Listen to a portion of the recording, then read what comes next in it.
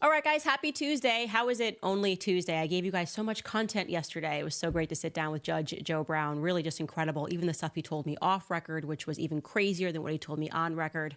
Anyways, obviously the theme of this investigative series has been identity crisis.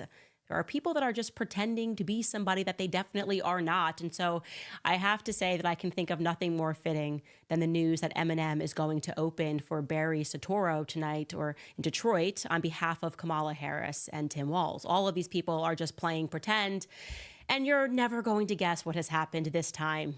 So a woman that lives in Canada who is related to Kamala Harris reached out to me about their family. And this woman has kept records dating back to the 17th century. I'm not kidding. When I saw this document, I was like, I just need to get my life together because this woman knows her ancestry in a way that is just impressive. She was so thorough.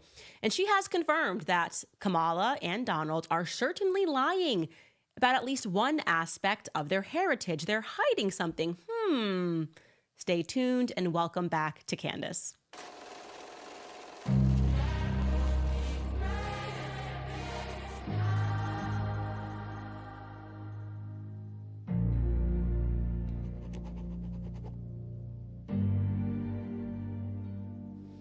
Man, oh man, Judge Joe Brown. I'm so glad that you guys loved that episode yesterday. He really just has so much knowledge and he does not skip a beat. He does not forget anything. I have to go back and watch the episode because he was dropping so many gems about history.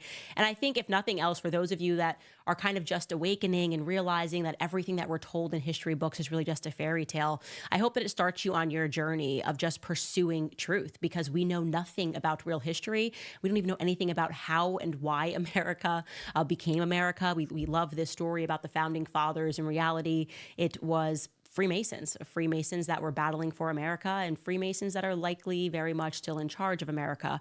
But parking all of that aside, I want to jump right back into Kamala's genealogy, which was the reason that I had him on. I didn't expect him to go into just casually how they shot MLK Jr. and he was on the case. And then he didn't say this on the show. They tried to kill him for looking into the case and realizing that obviously James Earl did not shoot Martin Luther King. The feds did. They murdered him because he was galvanizing masculinity. He was galvanizing men who could potentially stand up to the government.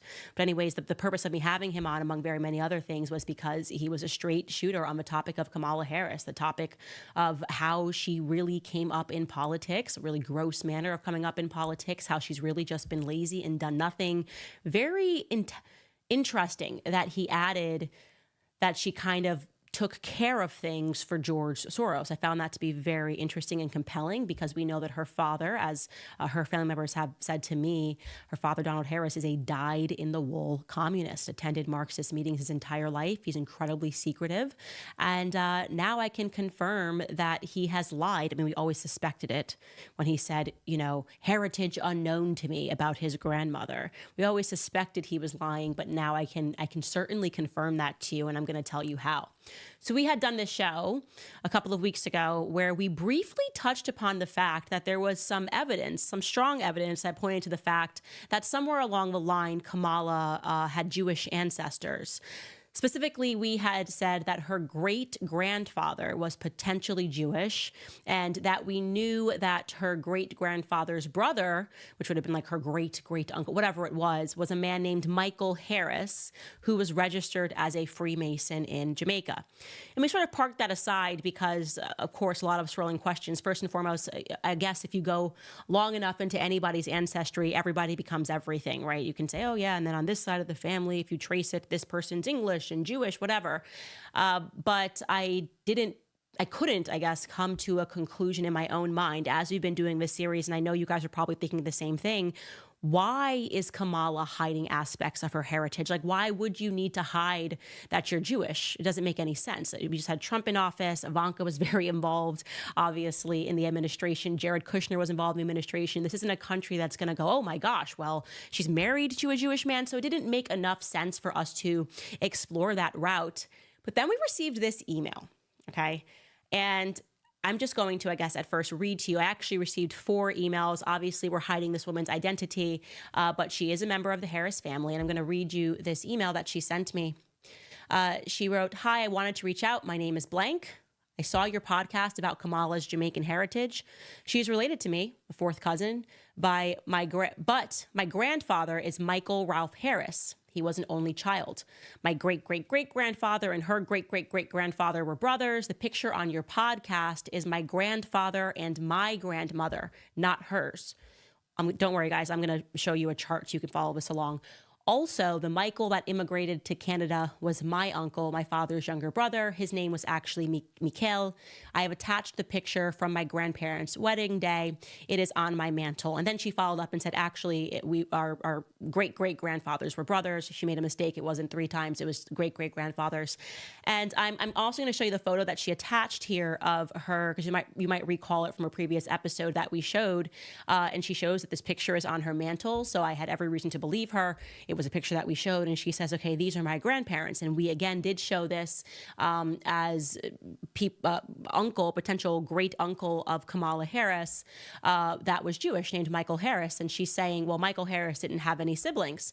So this was of tremendous interest to me because she not only included this, she also sent to us 5 pages of her family tree, like just a document where she was showing who was born when, dating all the way back to the 17th century. It was actually, like I said at the top of the show, it was incredible. She even had how some people died, and she just had the Bravo Harris line, which we had suspected was Kamala's family, but we weren't certain until this woman emailed us with this documentation. And I mean, she just had more receipts than you could ever ask for. She was very thorough, which, by the way, Jewish people are known to really take charge of their ancestry in a way that is quite remarkable, and in a way that I think we all should be mirroring and mimicking. And so I just want to show you the chart that she produced because it gave us clarity. I mean, look at this. This is just one page of the document that she sent me, so you can see how thorough this woman was. And she is saying right at the top of this document, you have a Henry Harris, and that is the shared great-great-grandparent that she has with Kamala, that her then you can see Henry Harris had 2 kids, right? Henry Harris had a Joseph Harris and a Ralph Harris. Again, I'm going to show you a visual chart, so you don't need to try to stay up with everything that I'm saying right now. There's a lot of names, but essentially Joseph and Harris were brothers. And she's saying that Kamala descends from the Joseph line while her family continues on to the Ralph line, and that they were Jewish. So I'm now going to show you a chart because we worked all this out. This was tremendously helpful, and we were able to make sense of everything for the first time, because it's difficult with Ancestry.com. You don't know what's real and what's not real. But what we were able to determine after speaking with her is she said, you know, my family they were Sephardic Jews. And so this is the chart of Kamala's side that she's speaking about. Again, I'm giving you a visual chart because it just helps because there's so many names. But right at the top there, you have Henry, and then you have Joseph. This is where she says Joseph and Ralph, these were Ralph is her line, Joseph is Kamala's line. And you see this, and you can see you've got a Joseph Harris, an Albert Harris, a Joseph Alexander Harris, who allegedly married Miss Chrissy Brown. And then you have Oscar, and then you have Donald, and then at the bottom there we have Kamala. So this is just what we are showing is that paternal line straight from Henry Harris. And what's remarkable is I sort of went, okay, so you're telling me that your family were Sephardic Jews. Let me look more into this Jewish angle. It would be very, again, strange if she's hiding this, but let me go ask Kamala's relative, and I've been in contact with, whether or not he can confirm to me that their family is Jewish. Like, he should be able to tell me about his grandfather. He should be able to tell me about, Oscar Harris. These people were all alive recently. We don't need to go that far back. Is Kamala's family Jewish? So first and foremost, I want to say the woman in Canada says they do not agree with Kamala's politics at all. That is why she reached out. She said it's an absolute fact that Donald is lying in his piece in Jamaican Global Online when he says heritage is unknown to him, that is an absolute lie, and that their family believes that they are intentionally blackwashing the Jewish parts of their identity. So where Kamala is Jewish, they are inserting this sort of nebulous black ancestry that doesn't actually exist. And like I said, she keeps records. She has kept them all. And she's saying they are Sephardic Jews. So when I followed up with Donald's direct relatives who I have been communicating with, they confirmed that what she says is true, and it's nothing that they're ashamed of. They don't know why Donald is not telling the truth about the fact that Oscar Harris was a Syrian Jew. unbelievably, a Syrian Jew. Oscar's father, Joseph Alexander Harris, was a Syrian Jew. So this family is Jewish, okay? And then it kind of occurred to me that we've actually only been given one picture of Oscar Harris, okay? And it's quite strange because despite the fact that her book has colored images all throughout it, Kamala Harris decided to to turn the photo, which looks like it was a colored photo, into black and white of Oscar Harris. And so that kind of gives him, and we can show this photo up close, yeah, that kind of gives him, we're like, okay, I don't know what color he is. Like maybe he's brown, and I guess we're supposed to believe he's brown because we're being told that Donald Harris is black. Somehow we're not clear on that. But it is of interest that they've only presented this one photo, and we are just led to believe that he's brown. And so I asked Kamala's relative, I said, out of curiosity, okay, you're telling me that his father was a Syrian Jew. You're telling me that there's no question that Oscar Harris was Jewish. So what color was his skin? Was he brown? And he said, no, he was extremely fair-skinned. Like he like white passing. Oscar Harris was white passing. And you don't get that from that image. So once again, we have a circumstance in which she's blackwashing things. Very, very strange. So Oscar Harris is in fact fair-skinned, and the evidence is pointing to, and there's no question, it's not even evidence, like nobody can dispute this, Snopes can't dispute this. Kamala Harris is Jewish, and she's lying, or not lying, but not addressing the fact that she's Jewish, which is extremely strange. In fact, the person that I'm speaking to in Kamala's family says that the only person that had any melanin, like in all of Oscar's relatives, brothers, children, is Donald. And that is quite strange. Donald is the only person that has a darker complexion, which is why she doesn't colorize him or transform his photo into a black and white photo, because they're trying to push this idea that she is black when in fact she isn't. And I believe that it's because he's Hindu somewhere. And the relative told me that's part of the reason that they think that Donald sort of started leaning into this sort of Marxist race stuff, because he was the only person that had a little bit of color and was treated differently than the rest of his relatives. Very, very strange, and something that is definitely worth exploring, especially given some more of the things that Judge Joe Brown told me. I know that we really should take a closer look at that. It's a weird thing to lie about, is what I would say. There's no clear reason as to why you would take a piece of your family that is Jewish and try to make people believe that they are black. And this woman in Canada also made it clear to me, this relative, that it's also strange to them that she's lying about the fact that lineage, that the Jewish lineage, then married into the slave-owning lineage, which would be the Browns. They established the town, and they have just a plethora of evidence and documents supporting that, while they pretend to the public that they're like, it's unknown. By the way, a little tidbit that Judge Joe Brown gave me off record was that Jamaican Global Online piece that we read, it's been changed. That actually there was a print of that, and it was then lifted and put online. And when it was put online, it was changed, and that he has the original somewhere in his attic. I was like, I will go through your attic for 3 days. He's like, yeah, it was in the attic. Like, my ex-wife had it in our attic. I know it's somewhere. I was like, please, Judge Joe Brown, let me into your attic. I will search through every single document to find this. But there might be somebody out there that maybe collects. I thought Jamaican Global Online was literally just online, but apparently there's actually a print of that, who may have that in their possession. So I don't have to go through the judge's attic, but I'm willing to do whatever. I'm totally willing to do whatever. Okay, now cutting to the other aspect of this that we're looking into as we drop all of these little nuggets along the way. So you remember Dorothy, obviously, this loving, bubbly Jamaican woman who was just so kind and kind towards Kamala. She very specifically recalled having grown up rather affectionately with her grandma Beryl, and also Beryl's wealthy son Kenneth, that is Donald's brother. Kenneth is also extremely fair-skinned, who gave her bike rides, and so we know that he had money because it was like a Harley Davidson. Well, apparently Dorothy is now being harassed for telling the truth. That's at least what Lady Colin Campbell has shared, as well as Lady Colin Campbell. Like, people are just freaking out because how dare you tell the truth when we're trying to blackify this woman? How dare you tell the truth that something's not right about Beryl? But there was something else that she mentioned that we were able to look into and determine a truth about. So Dorothy had told us that aside from having plagiarized a Black woman into her book, because that was not Beryl, she mentioned that while Beryl was light-skinned and possibly Irish, she had a sister that was even more light-skinned than her. So I know that we've been thinking this entire time that this part of the family may have been Irish. Now I'm wondering if there's maybe they're Jewish. Who knows? Because like I said, I'm trying to piece together what it is that she's lying about. But we did learn Beryl's sister's name, okay? We know for a fact that Beryl's sister's name is Norma.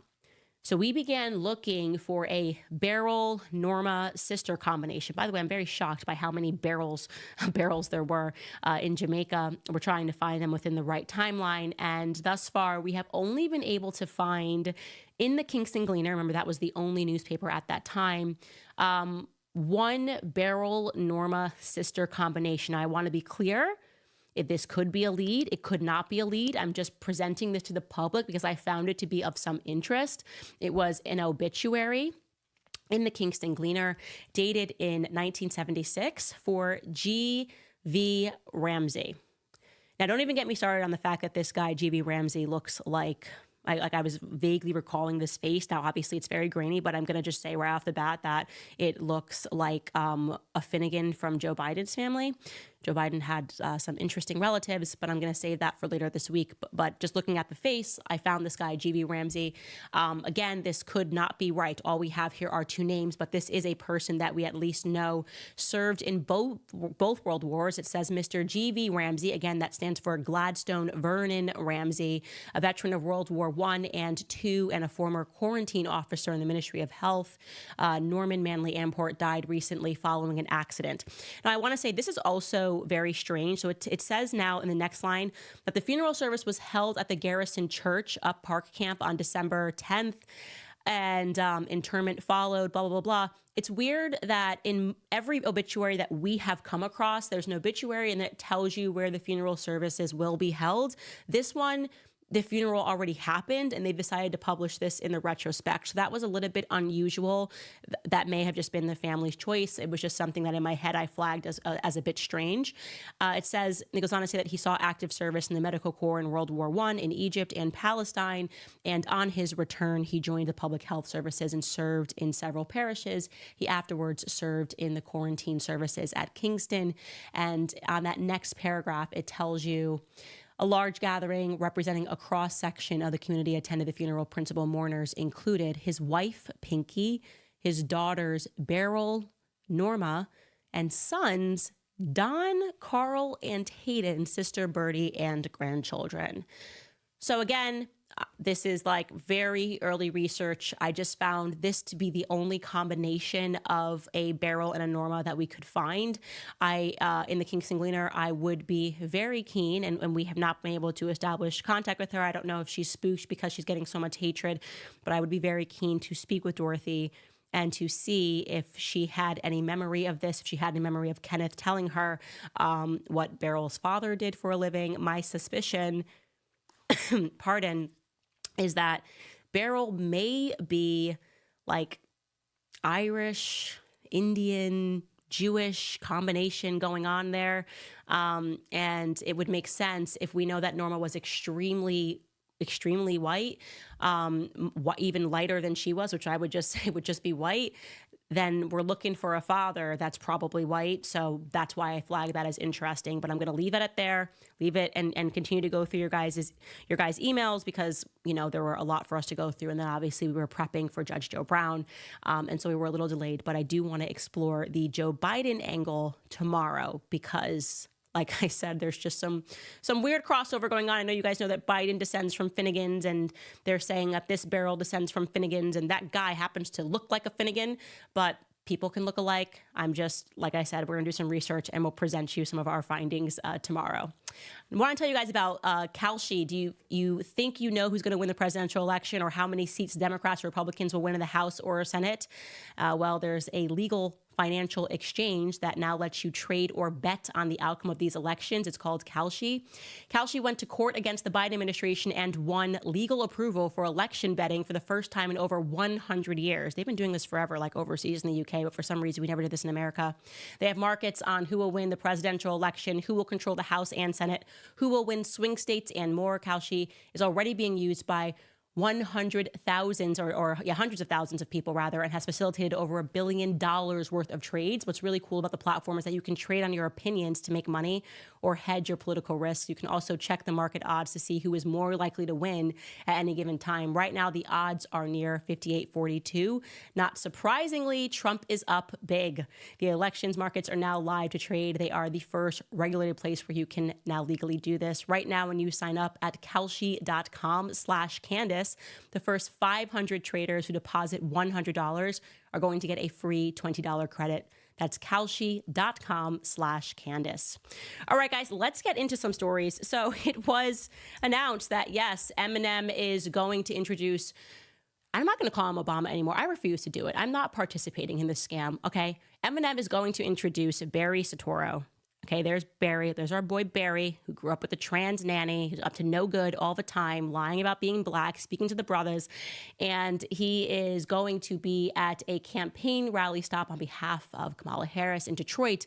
And so since Eminem is still cosplaying as, you know, some rapper that has lived through tough things, even though he hasn't touched his own door handles in like 40 years, he decided that he's going to come out and remind black people in Detroit what they should be doing. And obviously, since it wasn't enough for Barry to tell us what the brothers should be doing, now we're going to add on this this guy who has a complex and has essentially made now like 3 albums dissing President Trump.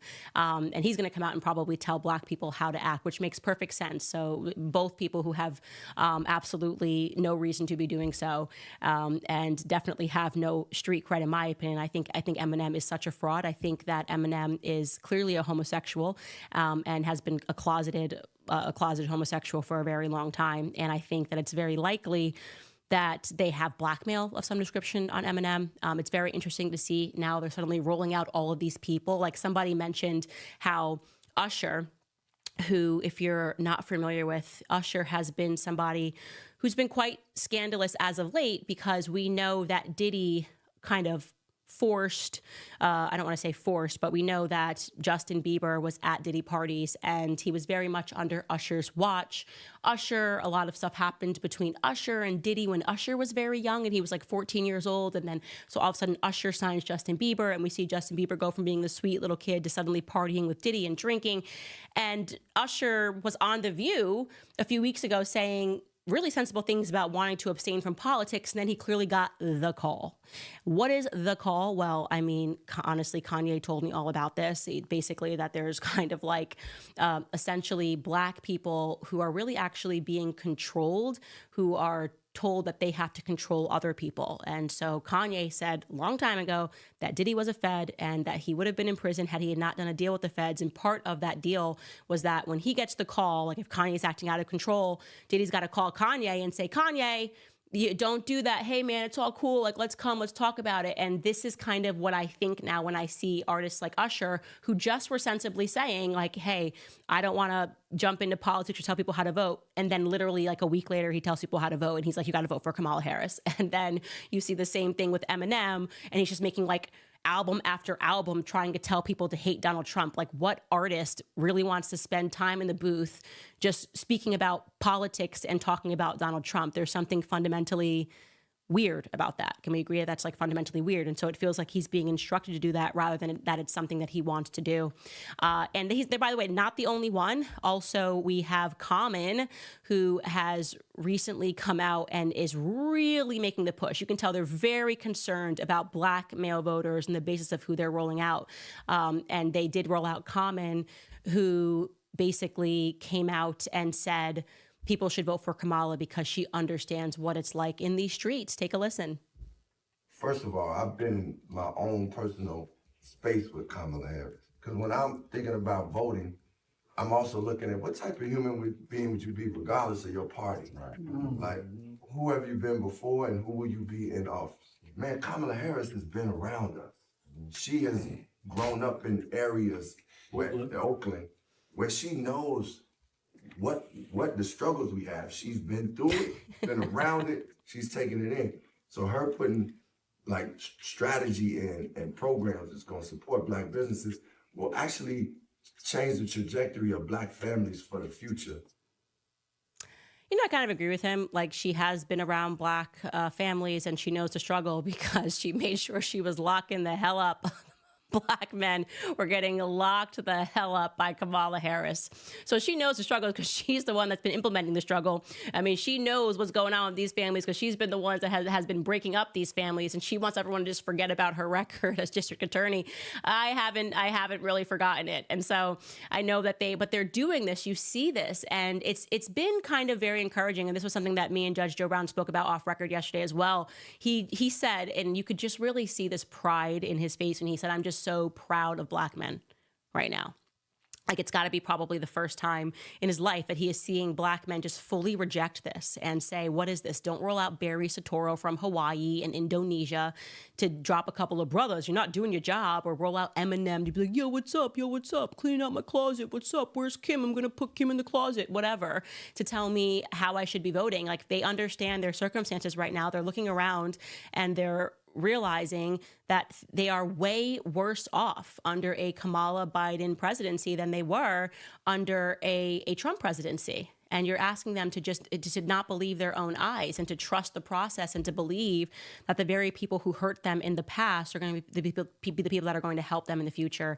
And it is a nonsense. So, and I am, by the way, starting to see a lot of Black women in the comments section online starting to wake up to the reality that Kamala duped them on her Blackness, and the worst kind of duping. Like, imagine just like actually you own the slaves, and then like in 2 generations, you're just going to like try to flip the narrative and be like, no, I'm with you. Like, I am you. It's an absolute nonsense. And I am telling you, we are going to find a picture of the real barrel. I promise I'm going to do this before the election is up. I just know someone out there has a photo. We're speaking to people that think they can dig one up. I feel it in my bones that we're going to catch this woman red-handed, and we're going to show you the before and after. We're going to show you the barrel in her book and then show you the real barrel so that you can really understand what breed of a politician this woman actually is. All right, guys, I also want to remind you that in today's economic environment, it is extremely stressful, but the Fed has finally dropped interest rates. So there's no better time than now to put you and your family in a better financial position. So if you're a homeowner, American Financing is helping thousands of families just like you get out from underneath credit card debt by tapping into their home's equity. American Financing is saving their homeowners, their borrowers, over an average of $800 a month. $800 a month is like a $10,000 raise at work, and it costs absolutely nothing to find out how much you could be saving. They're closing some in as little as 10 days, and if you start today, you may not have to make next month's mortgage payment. There's no better time than now to turn your situation around. Call today, 800-795-1210. That's 800-795-1210. Or you can visit americanfinancing.net/Owens. That's americanfinancing.net/Owens. Okay, before we get into Liam Payne, I forgot earlier, I wanted to show you the close-ups, by the way, of that paternal line of Kamala's. Like she's not just like, she's like exceedingly Jewish. It's kind of weird that we didn't know this. Can you give me the close up of like the Joseph Harris at the top? Do you guys have it? I'm sorry to go backwards. This is her paternal line. And I'm not laughing. it's just like weird. I am laughing. No, I am laughing. I shouldn't take that back. I did just laugh, and you saw me do that live. But it's just like, once I saw the family tree and I'm like, whoa, that's her great great grandfather. And this woman's just out here being like, yeah, I'm Black now. Whatever. Show me the other guy too. Like, yeah, this is Albert Harris, right? So this is Oscar Harris. This is like her grandfather's father. Like, I don't know. I don't feel like you can just like do that. I feel like you can't just be out here being Jewish and then just be like, nah, never mind, I'm Black. I don't know. I don't think you can. Maybe you can. We're going to find out. November 5th is around the corner. But like, when I was looking at these photos up close, I was just like, dang, Kamala, this is so low-key disrespectful. It's disrespectful to Black people and Jewish people. Like, this is like everything. This is, I don't know. Show me the photo again up close. Show me this man. Show me her granddad. Dang, Kamala. You really out here trying to play us. It's too much, man. It's just too much. Anyways, moving on. I want to talk about Liam Payne. We spoke about him last week. Obviously a tremendous tragedy, and like, we're having a conversation about what is happening to him without wanting to be callous and recognizing that even if every person that I know within their family has dealt with somebody that has drugs and alcohol problems, definitely in my family. Like, please do not, I would never mock somebody that's suffering with alcoholism or suffering with drug problems, because it's really sad how a lot of people came across their addictions. Like, some of people were just like, hey, I need a pill because I have pain in my back. And the next thing you know, they're popping pills and getting them off of the street. Like, we have a big pharma issue. And, I'm not at all like mocking what happened to Liam Payne. It's actually a very serious thing. And they have now revealed, the press has revealed, that he had pink cocaine in his system at the time of his death. And I want to slow this down for you because this pink cocaine keeps coming up. Okay. Now, we had covered this on our show a while ago. So what's come up now is that his initial toxicology report revealed that he had all sorts of drugs in his system, which we were expecting, obviously, given the state of his hotel room and a lot of drug paraphernalia that we saw on the desk. But we were not expecting to hear pink cocaine. And that's according to a report from ABC News on Monday, which cited multiple sources. Now, when we first heard of this pink cocaine, it was actually even before DJ Rodney, the producer, I think it's DJ Rodney, I know it's Lil Rod, pardon. Lil Rod had dropped that case against Diddy in which he talked about pink cocaine. He talks about how they liquefy it and how they give it out at Diddy parties and how it's this combination of MDMA and cocaine. It just gets people high out of their minds. It might be the reason people say ain't no party like a Diddy party, because they're being, unbeknownst to them, drugged with MDMA, ketamine, and methamphetamine when they're taking a drink. I mean, allegedly, according to Lil Rod, they dump out the bottles and they refill it with this stuff, which is potent and obviously is probably also in the process creating a lot of drug addicts and getting a lot of these men to loosen up and do things that they wouldn't do otherwise. But I do also want to remind you that this came up when we had showed you that man who had shot up the Trump hotel a while ago. He didn't shoot anybody, but he was just shooting up and basically saying that he wanted to get arrested. And he was speaking about how the rap game is completely fake, and instead what they actually have are these glorified drug dealers who are allowed to basically move on behalf of the feds pink cocaine into the United States. Like, this was basically the rap game is a smoke screen for a Fed effort to get drugs into the United States. So I want to jog your memory of what this guy, who at the time we all thought was insane, said when he got arrested. The hip hop agenda is an agenda to move drugs all over the United States. You need to inform the DEA. They move all the dope, on private jets, which don't get screened by customs, by DEA inside the United States. Okay, they move what's called high grade powered MDMA. They move cocaine and they move liquid cocaine in the bottles too. Okay, so they put the liquid cocaine in the bottles and they move it. I've seen the liquid cocaine, I've drank it myself, having sex with Gay and Cassie. Okay, it's not good. He drinks it all the time. Right, he calls it Gigi, but it's liquid cocaine. Yeah. And so what we have been uncovering a lot throughout this series, this new podcast, is, and basically according to things that Kanye told me, it's occurring too much. And it is now firmly my belief that it is not a conspiracy, that essentially what they do is they find these celebrities, they give these celebrities platforms, but they're also fearful of the power that these celebrities have, which means that if these celebrities don't go along with their political interests, like if you're a celebrity and you're Taylor Swift and you're out there and you're like, go vote for Trump, that's going to be a problem, right? Because you've given her so much power and given her such a platform that they want to take out basically an insurance policy. And the best way to have an insurance policy against these celebrities is, well, you've got the media, which will take them down in 4 seconds, calling them crazy, wacko, jacko. But you also want them to be addicted to something, right? So when you see a remarkable talent and you see that they get a huge following, the best thing that you can do is invite them to a party. Oh my God, you're in the in crowd or you're in Hollywood. Why don't you come to a Diddy party? Why don't you come to a Jay-Z, Beyonce party? Why don't you come to, and you're like, oh my gosh, I'm getting invited to one of these parties.